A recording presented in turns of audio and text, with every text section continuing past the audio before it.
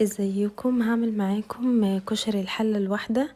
اول حاجة معايا بصل حلقات 4 بصلات تقريبا صغيرين، مش صغيرين قوي يعني، عليهم معلقتين دقيق.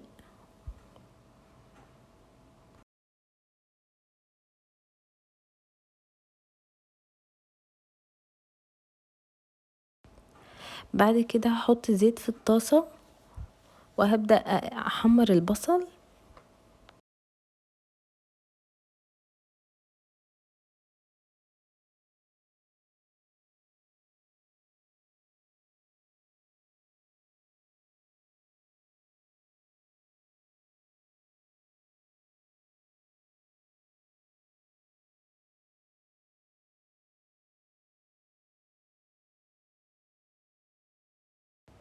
هبدأ اشيله قبل ما يبقى لونه بني غامق.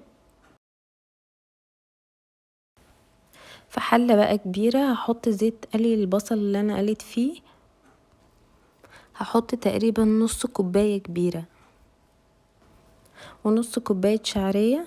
هقلبها لغاية لما لونها يبقى ذهبي غامق كده شوية، وهضيف عليها كوباية رز مصري.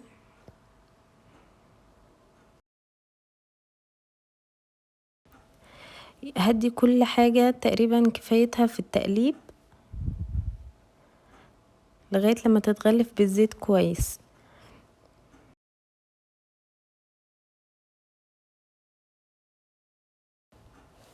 بعد كده كان عندي كوباية عدس اسود منقوع في مية مغلية لمدة ساعة. صفيتها ونزلتها مع الرز وهقلبهم كويس جدا. بعد كده هبدأ اضيف المكرونة،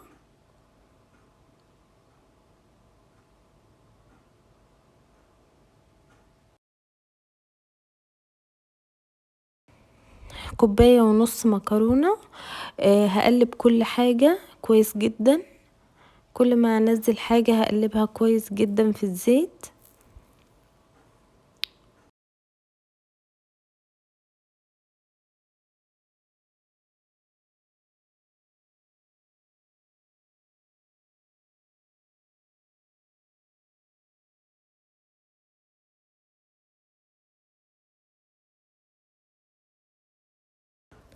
دلوقتي هحط نص كوباية مكرونة سباجيتي مكسراها كده صغير.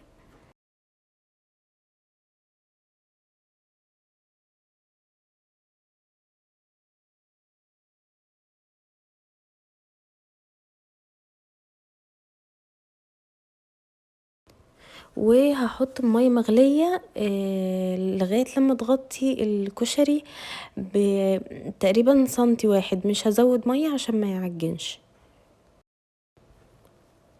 وهحط ملح وكمون.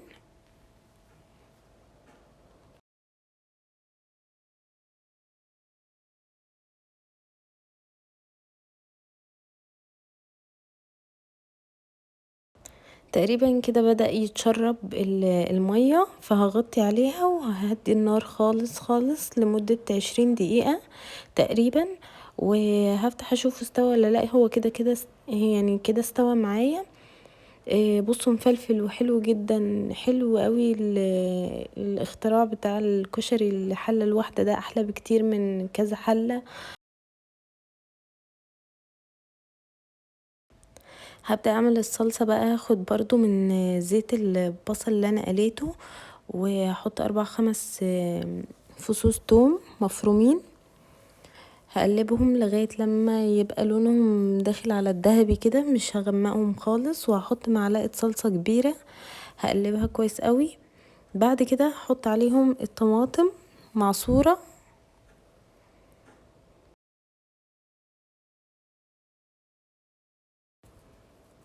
وهحط ملح وكمون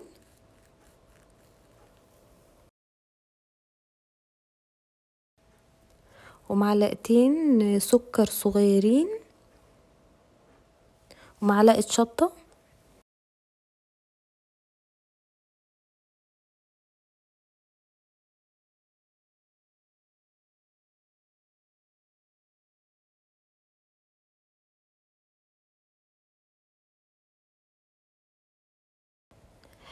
اخر حاجة هحط تقريبا معلقتين كبار خل لغاية لما تتسبك الصلصة، وكده اكون خلصت الكشري بتاعي.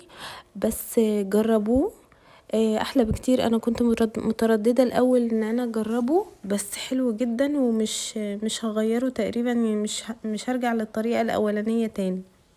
لو جربتوه مش هتبطلوا تعملوه بالطريقة دي.